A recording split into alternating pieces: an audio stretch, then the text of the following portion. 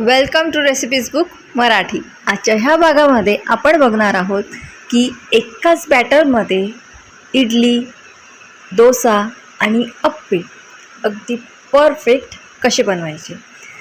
Mostly नेहमी बघितलं जातं की इडलीसाठी आपण वेगळं बॅटर टाकतो, अप्प्यांसाठी वेगळं आणि डोसासाठी तर वेगळंच घालावं लागतं। पण ह्या एकाच बॅटरमध्ये आपण इडली, डोसा आणि अप्पे अगदी परफेक्ट बनवू शकतो। असं हे 3 in 1 बॅटर आजच्या ह्या व्हिडिओमध्ये आपण बघणार आहोत। तर सर्वप्रथम एक गंज घ्यायचा आणि त्यामध्ये पाऊण वाटी आपण घेणार आहोत चण्याची डाळ। चण्याची डाळ थोडी स्वच्छ करून घ्यायची आणि त्यानंतर 1 वाटी आपल्याला घ्यायची आहे उडदाची डाळ आणि 2 वाट्या इथे मी घेतलेला आहे राशनचे तांदूळ। हे मोठे असतात, जाडसर असतात राशनचे तांदूळ, ते थोडे स्वच्छ करून घ्यायचे आणि साधारण 2 वाट्या आपल्याला इथे तांदूळ घ्यायचे आहेत। हे सर्व साहित्य मी डिस्क्रिप्शनमध्ये दिलेलं आहे, तुम्ही तिथूनही बघू शकता। आता पाणी घालून चांगले 3 ते 4 वेळा आपल्याला ह्या डाळी आणि तांदूळ स्वच्छ धुवून घ्यायचं आहे। 2 ते 3दा धुवायचे किंवा त्यापेक्षा जास्त धुवायचे, जोपर्यंत असं पांढरं पाणी येत नाही तोपर्यंत हे धुवायचं आणि याला ओव्हरनाईट आपण सोक करायला आता ठेवून देणार आहोत। तर बघा, ओव्हरनाईट सोक झाल्यानंतर अशा पद्धतीने डाळ या फुगून जातात आणि डाळ वगैरे छान सोक झाली, मस्त फुगली की मिक्सरच्या भांड्यामध्ये आपण ते डाळी आणि आपण भिजू घातलेलं जे मिश्रण आहे ते मिक्सरच्या भांड्यामध्ये घालायचं आणि त्यानंतर सोबतच आपण जे पाणी घातलेलं होतं ते पण पाणी त्या भांड्यामध्ये घालायचं आणि छान बारीक असं वाटण आपण याचं तयार करून घेऊया। तुम्हाला जर जास्त पाणी यामध्ये घालायचं असेल तर तुम्ही जास्तही पाणी घालू शकता, पण सुरुवातीला जर जास्त पाणी घातलं आणि आपलं बॅटर जर आधीच खूप जास्त सैल झालं तर त्याचे अप्पे बरोबर होत नाही, सोबतच इडली पण बरोबर बनत नाही। म्हणून नेहमी जेव्हा आपण इडली, डोसे, अप्पे याचं मिश्रण तयार करतो तेव्हा बॅटर हे अशा पद्धतीने म्हणजे थोडंसं थिकच असायला हवं। थोडं घट्ट असलं की नंतर आपण पाण्याची क्वांटिटी घालून त्यामध्ये आपण आपलं मिश्रण सेट करू शकतो, पण सुरुवातीला हे मिश्रण थोडं घट्टच ठेवायचं। तर अशा पद्धतीने मी सर्वच मिश्रण हे तयार करून घेतलेलं आहे। बघा, आता हे मिश्रण कमीत कमी 5 मिनटं छान हाताने फेटून घ्यायचं। हाताने फेटल्यामुळे ते छान एकजीव होऊन जातं। आता हे मिश्रण आपल्याला रात्रभर छान खमीर यायला ठेवून द्यायचं। अशा जागेवर ठेवायचं की जिथे जास्त थंडी लागत नाही, म्हणजे ती जागा उबदार असते, अशा ठिकाणी रात्रभर छान ठेवून द्यायचं। सकाळी उठल्यावर बघा किती छान मस्त खमीर आलेला आहे, याला फुगलेला आहे आपलं मिश्रण, म्हणजे छान पूर्णपणे आपलं हे मिश्रण रेडी आहे।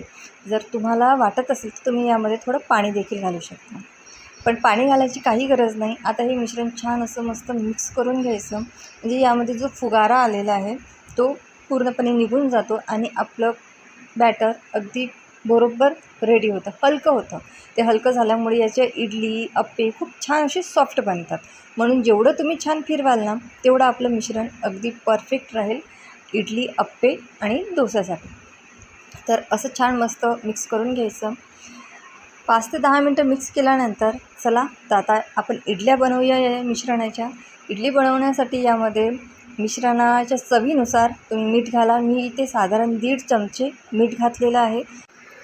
मीठ घातल्यानंतर आपलं मिश्रण परत एकदा छान मिक्स करून घ्यायचं, म्हणजे आपलं पूर्ण बॅटरला मीठ हे व्यवस्थित लागतं आणि जेवढं तुम्ही याला फिरवाल ना, जेवढं याला तुम्ही छान असं घोटाल तेवढंच आपल्या इडल्या सॉफ्ट आणि एकदम अशा फुगणाऱ्या बनतील। त्याचबरोबर अप्पेही मस्त फुगतात आणि आपला डोसाही छान कुरकुरीत होतो। म्हणून याला परत एकदा मी छान 5 ते 10 मिनटं छान फेटून घेतलेलं आहे। त्यानंतर इडली पात्राला थोडंसं तेल लावून घ्यायचं आणि तेल लावल्यानंतर आपलं हे सर्व बॅटर आपण इडली पात्रामध्ये टाकून घेणार आहोत। ऑलरेडी स्टीमर मी गॅसवर ठेवलेला आहे आणि ते स्टीम करून घेतलेलं आहे। पाण्याला उकळी आलेली आहे आणि आता हे इडली पात्र आपण स्टीमरमध्ये टाकणार आहोत। तर बघा, अशा पद्धतीने स्टीमरमध्ये टाकलेलं आहे आणि आता 5 ते 10 मिनटं किंवा 15 मिनटं लो टू मीडियम हीटवर आपण ह्या इडल्या स्टीम करून घेणार आहोत। तुम्ही याची अप्पे देखील करू शकता आणि तुम्ही याचा डोसा देखील करू शकता। 15 ते 20 मिनटानंतर माझ्या इडल्या अगदी छान झालेले आहेत.